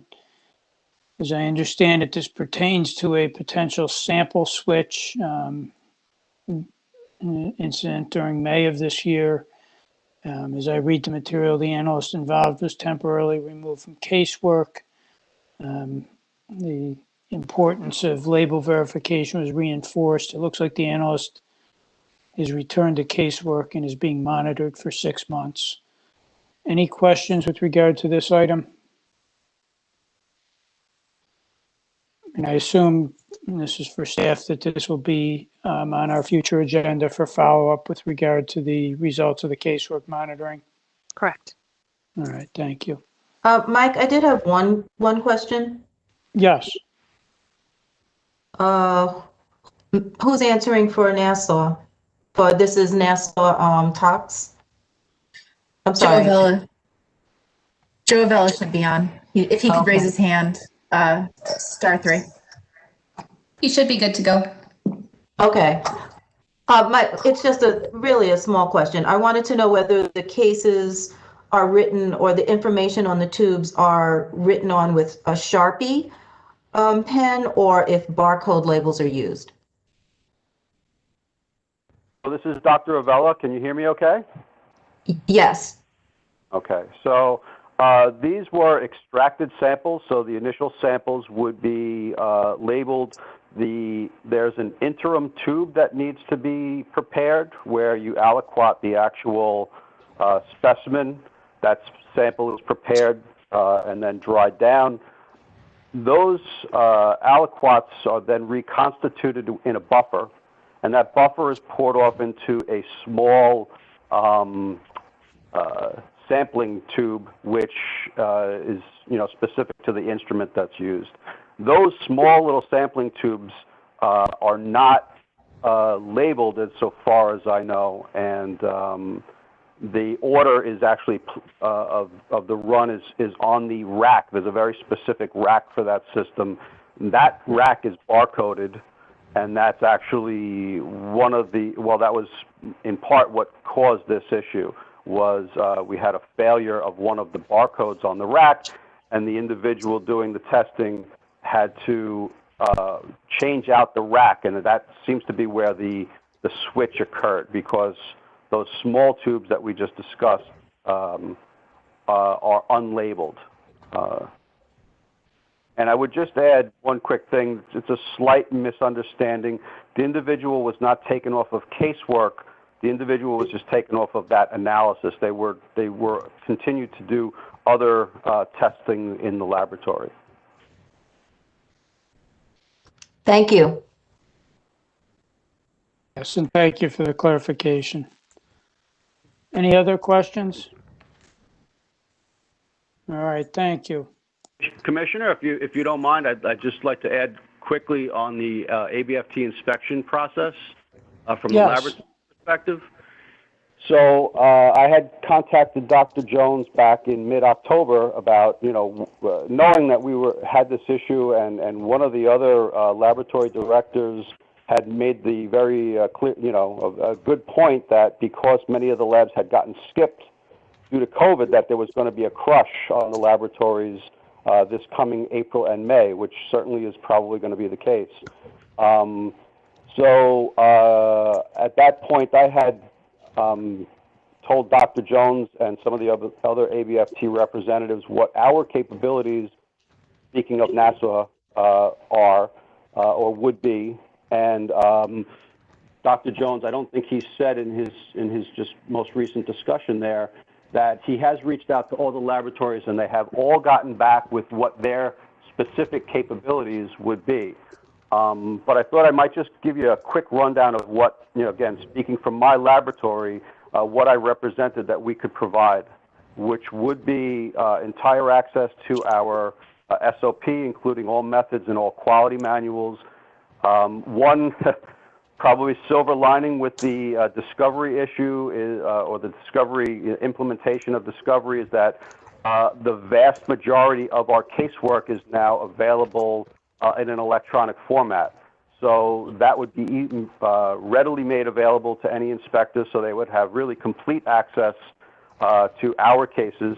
And I think that varies a little bit amongst the laboratories, but again, just speaking for myself specifically, all PT results, all associated data with PT would be available, proficiency tests, I'm sorry. All quality incidents and investigations, such as this one that we're speaking about now, would be fully available. In fact, the identical information that you're looking at would be available, and including the actual cases, they would be able to look at those cases and really follow it clearly. And then all of the other things that we normally would provide: organizational charts, training records, instrument data, control data. We would be able to provide calibration records for our pipettes and scales, all reagent records, refrigeration, and I also represented that we would provide a staff member to help. You imagine inspectors trying to navigate, our systems. Just that process might slow it down, and just they wouldn't be very complete under those circumstances. So we represented that we'd be able to dedicate a staff member to help them navigate. I want to see this. Where is it? I want to see that. Where is that? And we are working on, and hopefully we'll be able to provide screen sharing and possibly even virtual walkthroughs of the lab so that they can interview staff and things like that. So that's what we represented we would be able to provide. What ABFT ultimately wants from us, I think sounds like it's still being worked on, but I just thought I would add that just to give some clarity to what the labs are working on. No, thank you. That's very helpful, and certainly, would reinforce my belief and expectation that a robust virtual inspection process is possible, if the effort is put in. So we certainly appreciate the, assistance on your end in making that possible. All right. Well, thank you. All right. Next, we have the New York City Police Department. Actually, no, I skipped over one. I'm sorry. We're on C. We have the New York City Office of the Chief Medical Examiner, Department of Forensic Toxicology. There's an email chain dated November 10th of this year with regard to, as I read it, the acknowledgement and completion of root cause analysis documentation with regarding a sample switch. Again, as I read it, it was determined that the switch was unintentional, that enhanced visual checks would reduce future risk. It's my understanding that the materials indicate protocols will be put in place, and that better communication could have prevented a report from being issued here. And again, I think there was an amended report that was done in this case. Any questions with regard to this issue?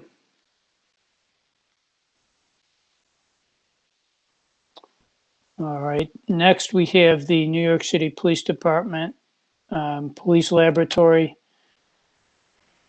As I understand it here, there's two non-conformances. These are both closures. The first is a letter from November 16th regarding a closure, and the second, a letter also from November 16th regarding a closure. First relating to missing evidence, the second relating to an incorrect firearm classification. Scott, anything you want to say with regard to either of these? No, I have, anyone has any questions, of course.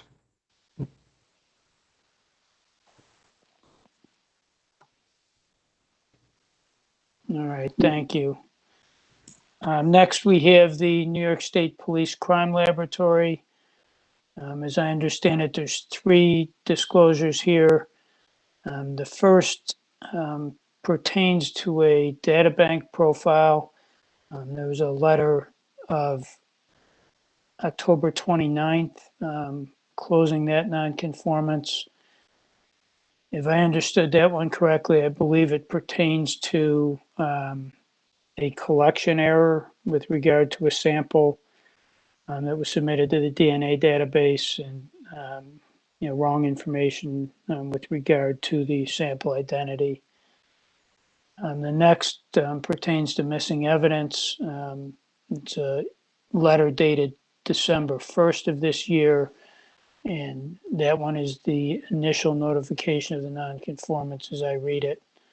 And then the final one is also incorrect data bank profile, and a letter from December 4th indicating a closure of that. I believe, if I'm not mistaken, that was similar to the first issue. I think we have representatives, if I'm not mistaken, we have Lab Director Ray Wickenheiser and others available for call-in. So any questions with regard to any of these 3 items?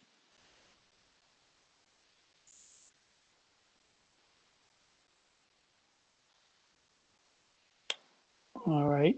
And just for staff, I assume the middle item with regard to the missing evidence that will be on future agenda, since that's an initial notification. Correct, when there's a closure. We'll All follow up. right. Thank you. Next, F, we have the Suffolk County Toxicology Laboratory. And this pertains to, as I read it, missing report information. There's an email from October 22nd, the notification of nonconformance, and then an email from October 28th regarding a closure of the nonconformance. Any questions with regard to this item? Do we have someone from Suffolk County available?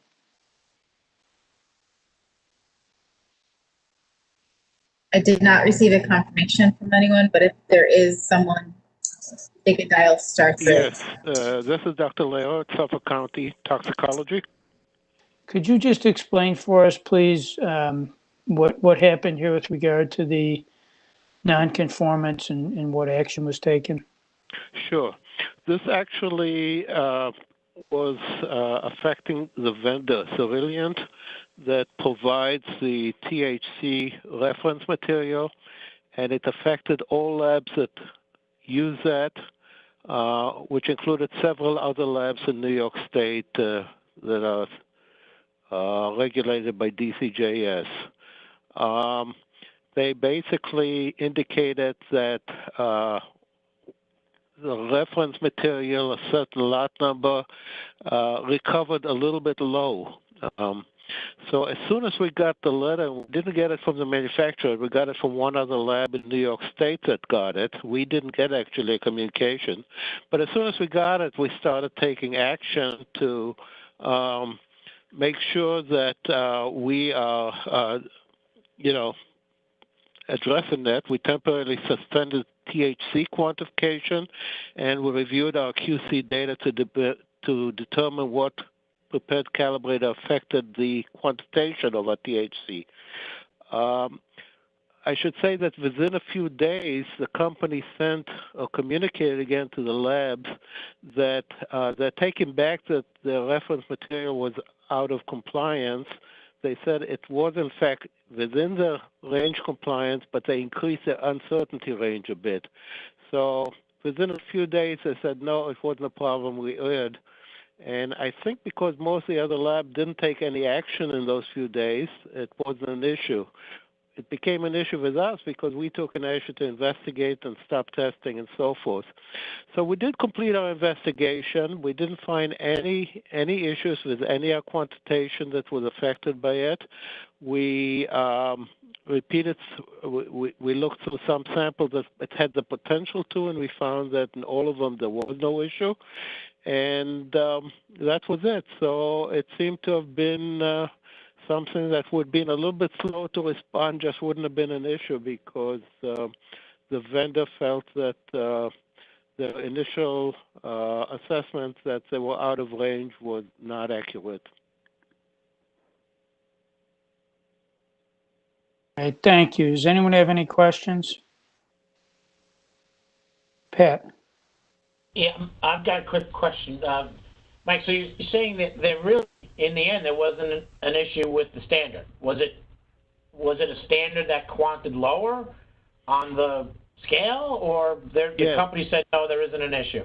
No, it quantitated about 4% below the actual target.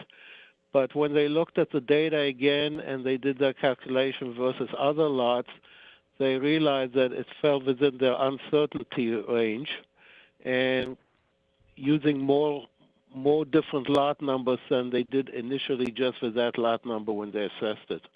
So technically it was somewhat lower than the other lots, but it was still within their uncertainty range. And you didn't, so with a lower quant standard, generally your samples are over quanted because you're going to be using more because you're seeing it as less. So did it affect the quant at all? That's right. I'm saying because it was within the uncertainty, then you guys are fine.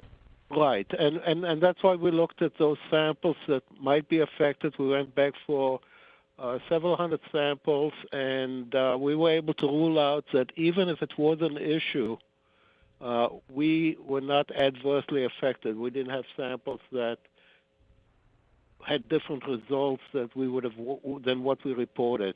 And then within a few days, they issued another letter essentially saying that no, they erred in their initial letter, and there really wasn't an issue with that particular aspect material. Yeah, you would have noticed how that everything would have quanted high, so you would have noticed it. Okay, right. Excellent, good work. All right, anything else? All right, thank you, appreciate it. Sure. All right, I believe that completes our lab disclosures. And I think the last item on our agenda relates to a potential executive session issue. So I would ask if I have a motion to go into executive session to discuss matters relating to either a current investigation or matters that may lead to the appointment, promotion, demotion, discipline, or suspension of a particular person. So moved. All right, and do I have a second? All right, Scott, thank you. And again, unfortunately, we have to take a roll call vote here. So just indicate yes or no. Dr. Buffalino? Yes. Mr. Fitzpatrick? Dr. O'Neill? Yes.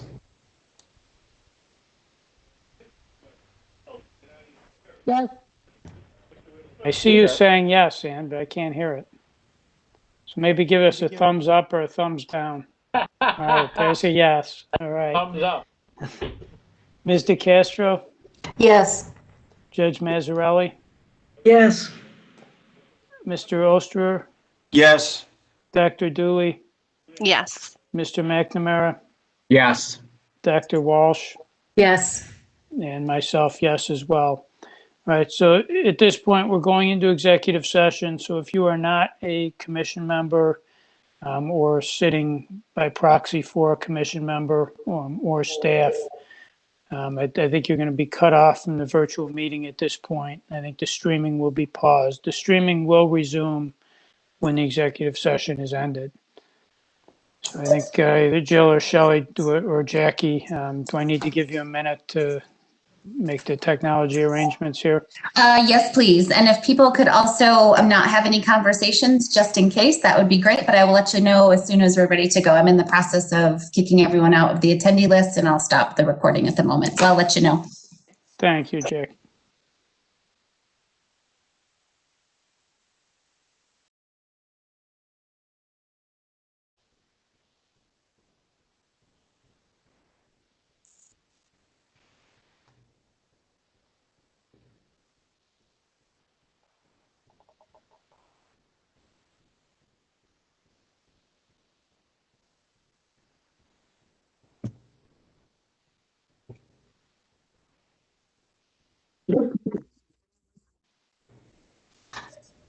All set.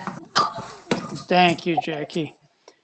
All right, we're back in session. The commission did meet in executive session. The commission did vote to take action on the matter discussed and specifically request additional information from ANAB and others regarding the issue. And the matter will be placed on our agenda for our next meeting, both in regular session and in executive session. So with that, the only other item on our agenda is our next meeting date and location. We are meeting on March 12th of 2021. There will be a virtual meeting again, as I don't anticipate that the conditions will have changed to the point where we can safely meet in person. Other than that, anyone else have any business to raise? All right, if not, just a special thank you to staff, Jackie and Shelley and Natasha, Jill.